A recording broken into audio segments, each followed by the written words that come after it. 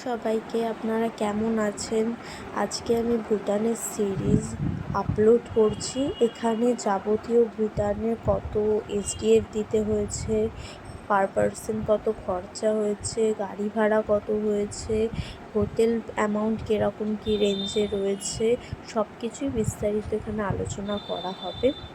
আর আমরা এখানে উঠেছিলাম শিয়ালদা স্টেশন থেকে, হাসিমারা অবধি আমাদের ছিল। তো শিয়ালদা স্টেশন থেকে আমরা কাঞ্চনকন্যা করে হাসিমারাতে নামি। তো ওখানে গিয়ে আমাদের অনেক কিছুই অ্যাভেলেবেল থাকে। ওখানে ট্যাক্সি অ্যাভেলেবেল থাকে, টোটো অ্যাভেলেবেল থাকে, বাস অ্যাভেলেবেল থাকে। আপনারা যেটাতে কমফোর্টেবল আপনার পার্সোনাল গাড়িও করতে পারেন, যেটাতে কমফোর্টেবল আপনারা করবেন। আমরা ওখান দিয়ে টোটো বুক করেছিলাম, তো 500 টাকা করে আমাদের টোটোতে লেগেছিলো। তো ওখান থেকে আমাদের ঝাড়গ্রামে পৌঁছে দিয়েছিল। ঝাড়গ্রাম একদম তোমার বর্ডারের কাছেই পৌঁছে দিয়েছিল।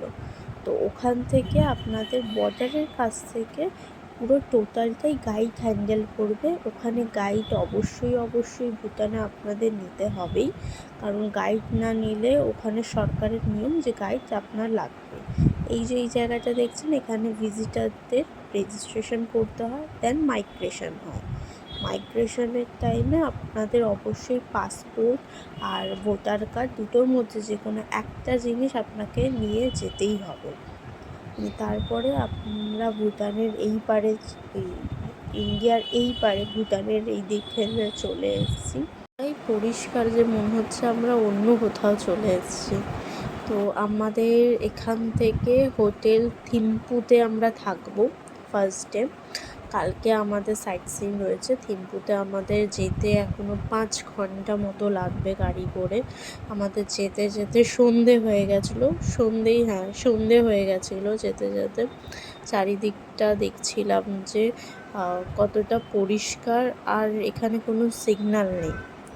সবাই কত সুন্দরভাবে যে যার গাড়ি খুব সুন্দরভাবে ব্যবস্থা করে চালাচ্ছে। আমরা একটা হোটেলে খেতে লাঞ্চ করতে ঢুকি, সেখানেও আমরা ওদের ট্রেডিশনাল একটা খাবার বুফে ট্রাই করি। সেটা যারা কাপল হয় তারা ট্রাই করে,